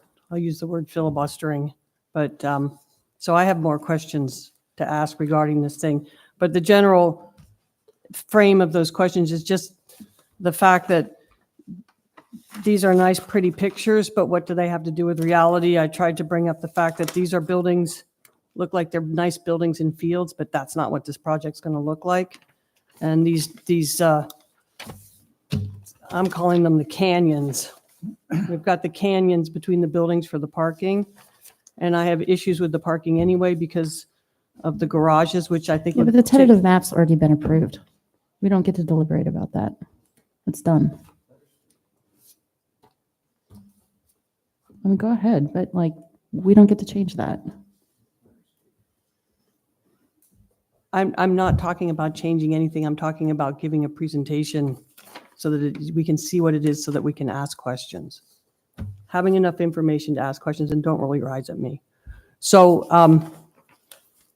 because I just have a lot of just general questions, and this tends to be, what I've seen on some of these applications is like, what is the siding, like you can say fiber cement, but fiber cement is a huge array of things. And so are we doing the pre-painted fiber cement, like trying to get a general feel for, what these are. For example, they use fiber cement at Woodmark as a general idea. And then you can see what they put up there. It's the really cheap pre-painted fiber cement. So these things to me matter as far as is the architectural, what it looks like, what are the materials we're using, and just nail it down so that we're making a decision on something more specific and not something vague. I think that's exactly the point in a way that Melissa's making. Like that's where we need to focus the discussion. Exactly. So yeah. we can't change the height. We can't change the I density. didn't ask for that. I'm just talking about presenting pictures that realistically match what the situation's going to be. Mm-hmm. I mean, that's just a general idea because to me, this doesn't exist. But the color of the siding does. Right, exactly. And so that's what we're here to talk about. Right. Not if it's a canyon or not a canyon. Right, yeah, but that doesn't matter because if you have two like narrow, like you're going down a canyon, then the color usage inside that space is going to matter. You're probably going to want a lighter color to make it reflect. I understand that this is what it is. And it's preordained, but we have been asked by the applicant to weigh in on the color. So if you think that it's a canyon and you'd like a lighter color, that's what we need to hear. That's right. Just simply like that, Right. I think, rather than giving your opinion whether it's a canyon or not, or that it's too high or whatever. Like, let's get to the materials, let's get to the colors, let's get to the trees. Those are the things we're being asked to really weigh in on. Lynn, do you have any comments?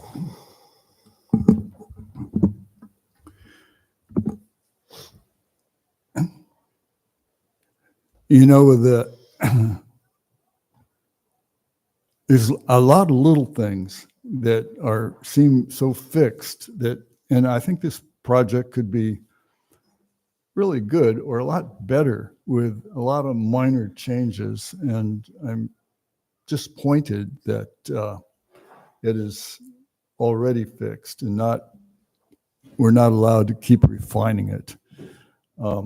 It's like there's an extraordinary tree right next to a play area there that is would be a wonderful thing for kids to include in their play area because you can climb all over that tree. It's like a natural jungle gym with a nice roof on it, or some way of breaking up the lineal squareness of the project that makes it seem a little bit like my barracks that I had to live in long ago.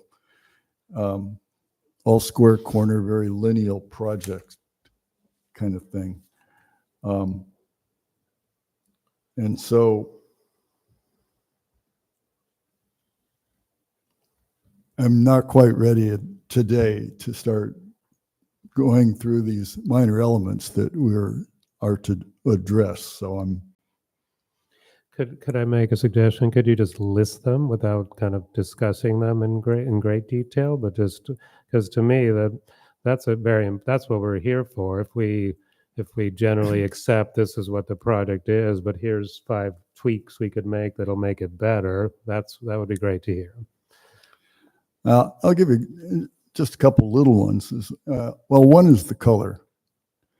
2, I've been an apple farmer with 25 acres of Gravensteins, and you're going to plant those. Well, I know how much work it is to maintain a tree, and I don't think you want to plant Gravensteins. They all get ripe at the same time. They require thinning.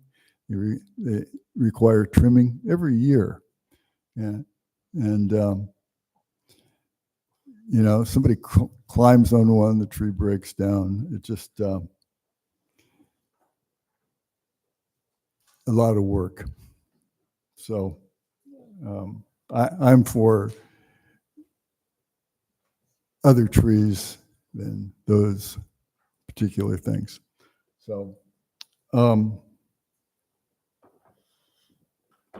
colors are, I think, one thing that can make this project better. You know, the white is cold, colorless, makes this project that's massive already seem massive because it's would be monolithically one color if white were the class. And I think color can add personality. And we have a few little areas around town where I think the colors are extraordinary. And I hope we can get to that point with this project. And I'll leave it there for now. All right, thank you. Well, we're getting close to time. We have to probably wrap it up. I'll just say a couple things. I would agree with what Carrie Bush said about just the changes that have happened to this project over time are remarkable, and I think very we can laud the applicant for that. What could be on the site, obviously, is much more density or many more homes. So I think it's done a great job to respond to the site and what they're allowed to do. I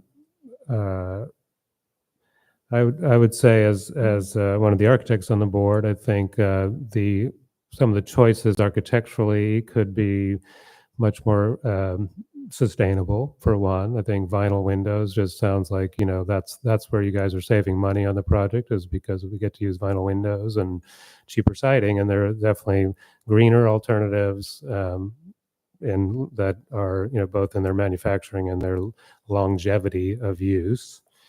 So that's something that I'd be great to see. But I think the colors I would agree. I think sort of with what Lynn is saying, white and gray and black is we're just seeing kind of left, right, and center now throughout our rural, you know, farmhouse modern landscape. And I think there's a much better palette that would actually soften those buildings into that beautiful landscape. I really appreciate all the work to keep the trees and add more trees. I think that's something that some of our applicants or our board members in their diagramming of the impact of this doesn't even show the trees, there are some big trees there, and there's an amazing amount of trees that's going to help the whole development. So those are just a few of my comments, but I feel like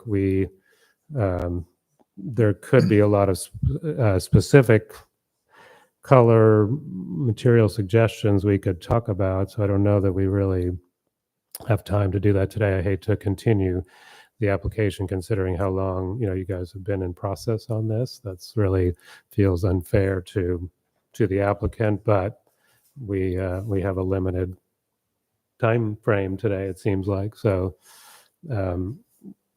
given all that, unless do you have sure, you can make a comment, please. Come on up. Thank you very much, Chair. I just wanted to clarify two things. One is to Board Member Diedler's question about that tree. That's amazing. I believe that was the one in your photograph.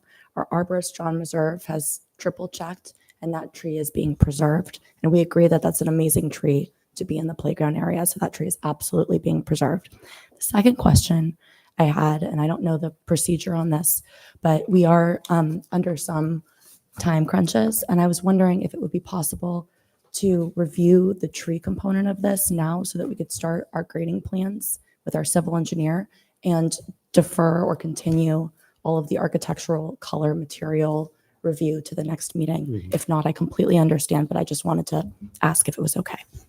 Okay. We haven't had a chance to really talk about the grading or the trees. I don't know if we have time to do that. Kara, do you want to weigh in on that at all? Or?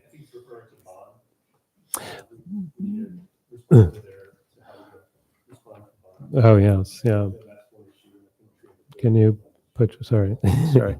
So, yeah, I don't know how the board wants to really sort of deliberate on that, but I know that's urgent for you. Yeah. it's the performance bond in particular you're talking about, Samantha. What we're looking for is I believe you're doing a consistency finding on the design of the buildings and separately a consistency finding on whether the trees can be removed. And I have I have a lot of stuff that we can digit on the ladder, not as much as. Right. Okay. Okay. Well, I think we could probably do that if there are any comments on the amount of which trees are being removed or the amount of trees on the project. Christine, did you want to? Yeah, it would be nice to be able to have something that's legible that marks these trees on the list with the site plan, and to know, like, I'm looking at this and that looks like that tree's gonna go when I look at this. So there's got to be some way to Are you looking at rule on A3 because something. it's color coded? Yeah, this one here is probably the best. Well, that's completely random and arbitrary. No, all the green circles are to remain, and all the Which trees are those exactly on this list? oh that I don't know. But Yeah, I haven't got a clue. Yeah. I want to second that I would have really appreciated if a clearer picture was created of what trees are going to be removed, and so we can walk and take a look at it out there. Well, this map references, it's just not readable, some trees and tag numbers. But when you go out to the site, a lot of the tag numbers are missing. All of them. So, yeah, most of them. Yeah, so you really don't know what trees are staying and what trees are being removed. And that would be nice to know. And then it gives something to rule on. Mhm. Otherwise, we're just ruling on fantasy land. There's really only 2 trees that are at issue though, at this point in time, based on everything else that's been approved on this project. And it was the 2 trees that you shared with us at the beginning of your presentation. So it's the tree at the Hurlbutt entrance. And if we want to approve the security vestibule there, and then the one at the knuckle, I like that reference. If we were okay with them removing 2 parking spots and keeping that tree. So those are the 2 trees that we need to opine on.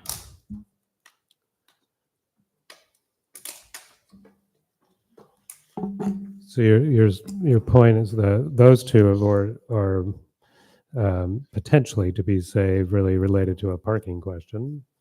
Yep. But then all of the ones to be removed have been approved to be removed based on the approval of the plan, the whole Exactly right. plan. Yeah. Exactly right. Okay. Well, what would you like to opine on those, Melissa? I will always choose a tree over a parking spot. So I think keeping that one is great. I wasn't in favor of keeping the tree and not having the security vestibule until you gave a reference to running children. And I can totally see that ask. In my case, running dogs. So my preference would be to keep the tree and not do the security vestibule, but I'll defer to board. Well, that's where this discussion is challenging, because these things are not isolated. Right, we're being asked to rule on the trees and talk about the security vestibule and the fence height, et cetera, et cetera. So, but I think, so the point about which trees, I think you're right, there's just those 2 to talk about. Would anybody else like to talk about those 2 trees or the gate and security vestibule there? Chair, before we go any further, we are pretty much Out of time. at that time. All right. Can I have someone make a motion to continue then? I guess is where we have to go. Yeah, now. so I have checked with our tech support and also with Mary Gurley, our city clerk. Is May 7th a date that the board can continue this meeting to, as opposed to the May 28th meeting? May 7th, Tuesday, May 7th. Okay. It's in 2 weeks. I am not available. So that's 2 no's. Two no's. Okay. I'm a yes. I think we need the same board members here Okay. to do. That's- I don't think we can sort of Okay, yeah, I switch to a Yeah. half a Yeah. board or whatever at this point. I agree with that. Yeah. So can we just I was- do, we can yeah. just continue it till May 28th? Would be the next time, yeah. Can somebody make a motion to that effect? I'll make a motion for continuance to the following May 28th. Do I have a second? Second. All right. Christine Lowell, Aye. Lynn Diedler, Aye. Carrie Bush, Vice Chair Henley, Aye. and Chair Langberg. Aye. Okay, so that motion passes 5-0. I have a quick question for staff. So my understanding under the SB 330 is that there's a limit to 5 hearings total for a project. Do you know anything about this? Which would include planning, council? Yes, and so for this, we have had a planning commission, a city council, a first design review board meeting. Is that correct, Sam? I don't think the EIR meeting counts for it, so. So what does Or this does- So mean? that's 3. So we can have another meeting on the 28th and. Correct. So you can have another meeting, yeah. decide Yeah, you upon may the be at project. 4. I don't know if the draft Okay, so, EIR but counts as a what do we hearing. have to date? How many meetings, including today, do we have? Either 3 or 4, Christine. If you can have 5, that means you can continue it to your next meeting, but you would need to make a decision at that meeting. Right, but what I'm asking is today meeting 4 or meeting 3 for this project? I need to check state law. I do not know Okay. if the CEQA draft EIR hearing that Planning Commission had is included in the number of hearings under state law. I Okay, do not have an answer for you right now. okay. Thank you. Appreciate your help. All right. Well, thanks, everyone. Thank you to our applicant. Really appreciate it. And we will adjourn. Thanks a lot. Recording stopped.